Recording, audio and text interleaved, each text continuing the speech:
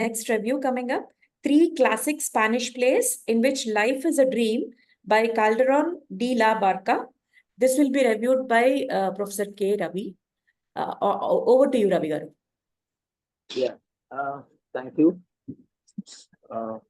Should I stop the video? As of now, there doesn't seem to be a problem. If there is a problem, I'll let you. Yeah. Okay. Now, I'm trying to review the play written by Calderón de la Barca, pronounced Barca in Spanish, who is one of the very great Spanish playwrights, along with ๊viða. He is sometimes compared to Shakespeare in English literature, essentially because some of his plays have some similarities to the plots or to some of the characters that Shakespeare presents in his plays. In fact, they are not contemporaries, but they lived very at the same time for some period. Though Calderón is much younger, Shakespeare, Calderón was born in 1600 and passed away at the age of 81 in 1681. But when it comes to the number of works that he produced, he is prolific in the sense he wrote 121 dramas and more than 20 theatrical pieces. And he studied philosophy and law. And after a lot of experiences with his plays, dramas, and other things, he was called to the court of Philip IV. And then later on, he became a priest. And in spite of that, he didn't lose his interest in literature and writing plays. So this is briefly about his life. And then, why did I take a European writer? Is because when you begin reading European literature, it opens an entire big library, a universe to us, because there are extraordinary writers in Europe, and several of their books are translated into English, luckily for us. Spanish writers like those who I mentioned, and of course you have a lot of others, French, then German philosophers, and France, Anatole France, or André Gide, and then you have Dostoevsky in Russia. So there are many others. So what one should also do is read some of these writers in order to have a wide spectrum view of how creativity has some commonalities, and at the same time special perspectives depending on from which region, culture, and civilization they come from. So that's one big window that opens to us when you read some of these writers. And then when it comes to playwriting and drama, Calderón can't be compared to Shakespeare. Shakespeare excels beyond him. But when it comes to the use of, at least that is what they say, language and poetry, Calderón equals Shakespeare in some of his plays. That is what people tell.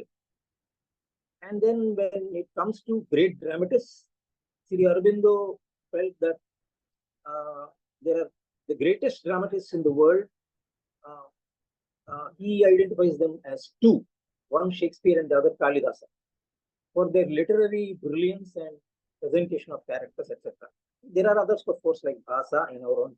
Sanskrit literature has a lot of plays.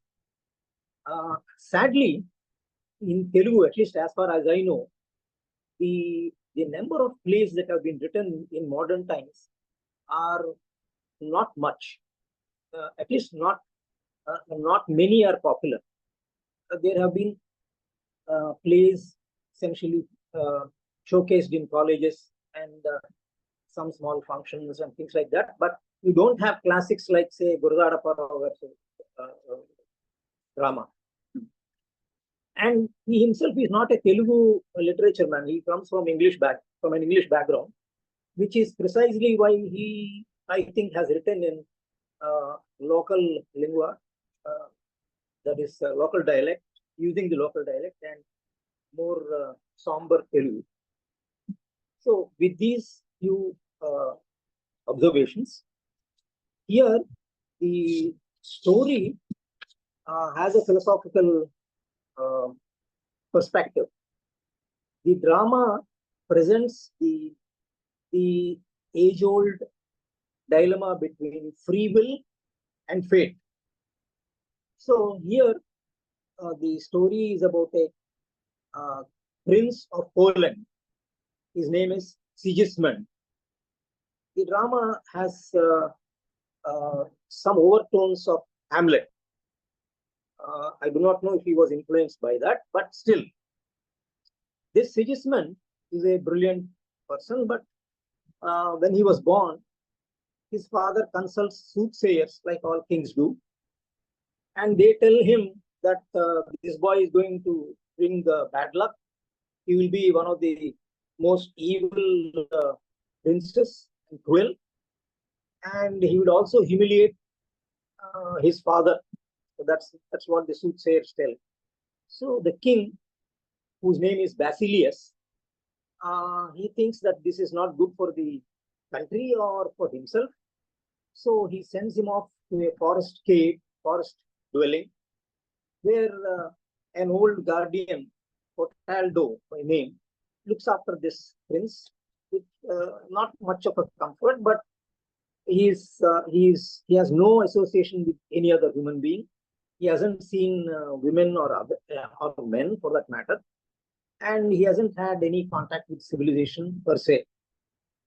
Now, after some years have passed, the king feels that he would like to see how this boy is growing up and whether he may not be what was predicted. So he narcotizes him, gives him some drug, and gets him to the palace. So he goes to the castle and then awakens there. And he does not know where he is. Everything seems very strange. And there, maybe because of his fears, maybe because he grew up like a savage, he becomes violent and beats up one of the guards there and throws a maid out of the window, things like that. So the king feels that what the soothsayers have said is true, and this boy cannot be a prince, and so he cannot hand over the kingdom to him. So he's sent back to his cave dwelling or forest dwelling, and there again he awakens after he was again drugged, and he goes back there and he awakens there. And then he thinks that what he saw, the castle and everything that was there, courtiers, throne, etc., all that was a dream. So he's stupefied, he is perplexed. But then slowly, what happens is, when the king becomes old, the rule, the administration or the governance of the kingdom falls into bad hands because of the subordinates, and people rebel in revolt, and then they find that the prince is in the forest, and they get him back, and the prince fights the king and defeats him and takes over the kingdom.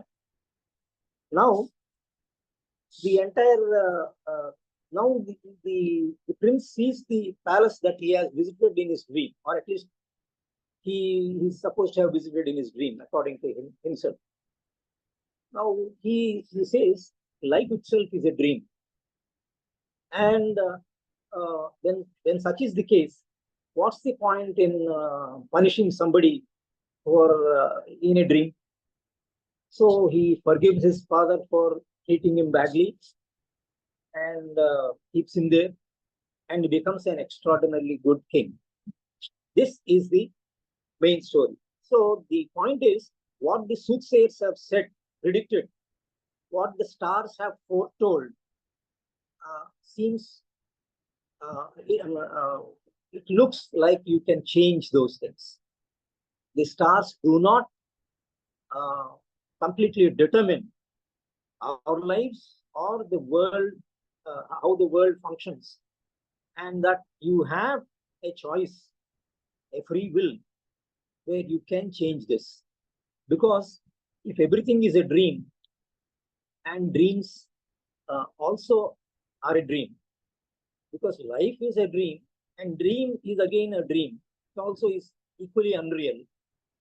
So you have in that a choice to manipulate or change the dream that you have, so the life that you have. What is the gist of this beautiful play? What marks it as a great classic is the beautiful lines that exist. For example, in the beginning, when the soothsayers tell that this boy is going to be a cruel person, danger and evil, etc., the king says, since man's greatest crime on earth is the fatal fact of birth.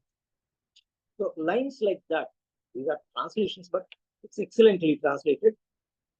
And there are several soliloquies like those in Hamlet. Hamlet has a lot of soliloquies, like say, to be or not to be, and his famous soliloquy in the graveyard, where he catches the skull and talks to it, which has been copied by our own Venkataparati Paulu in such a Harishchandra. There is a monologue which is a famous thing that keeps on going in many of the festivities that take place. The mono action usually included Harishchandra's soliloquy talking to the skull, which is directly borrowed from Shakespeare's Hamlet.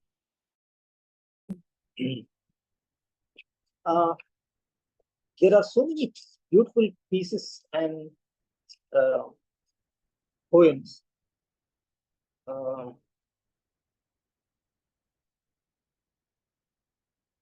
For example, at one point he says, came with such a horoscope that the sun rushed blood red tinted into a terrific combat. The dark moon that resisted at its mighty lists outspread, as with lessening lights diminished, strove the twin lamps of the sky. For the overwhelmed in glowing cinders, the great orb appeared to suffer nature's final paroxysm. The use of words, the lyrical way of rendering the play is just beautiful. And whenever I think of our own plays, Telugu plays, the total number is very little. For example, Calderón himself has written 121 plays. You don't find such a prolific playwriter in Telugu. Maybe there are others in other languages, but not in Telugu. And similarly, European writers, why I like to mention some of them is, Alexander Dumas has produced over 2,000 novels. So what I'm asking our younger generation and friends is, please browse through some of the European literature, the translations of which are available.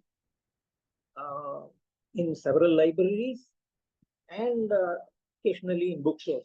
Like say, for example, Ibsen, People's Enemy, the enemy of the people, is a very great play, very contemporary. If you want to talk about it, it's so contemporary to the times that exist now. So that's how this goes. And then, though I would like to, heaven is all one fearful presage, and the world itself a riddle. So lines like these are studded. I mean, the entire play is studded with such beautiful lines. Voices that but charm the ear cannot soothe my sorrow's pain.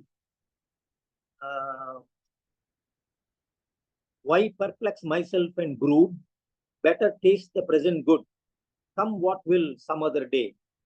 Live in the present. So, there are such beautiful things. And Basilio once says, Prince, my grief indeed is great. Coming here when I had thought that admonished thou wert taught to overcome the stars and fate, still to see such rage abide, in the heart I hoped was free, that thy first sad act should be a most fearful homicide. So he thinks that the stars do control lives, and Segismundo proves it otherwise. So that's in short the beautiful play. I don't think we have a lot of time, and it wouldn't be proper for me to keep on reading some of the most beautiful lines. Oh, they're all very beautiful, Ravi garu. You can go ahead with few more if you think, but it's totally up to you. Yeah. No, because you will be tempted because they are so beautiful. You would be tempted. For example, Segismundo says, nor even now am I awake, since such thoughts my memory fill, that it seems I am dreaming still. Nor is this a great mistake, since if dreams could phantoms make, things of actual substance seen, I think things seen may phantoms deem. Thus a double harvest reaping.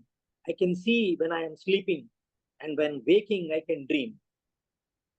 So waking is a dream, and dream is a dream. You have a double dream. Yeah. So that in short is the play.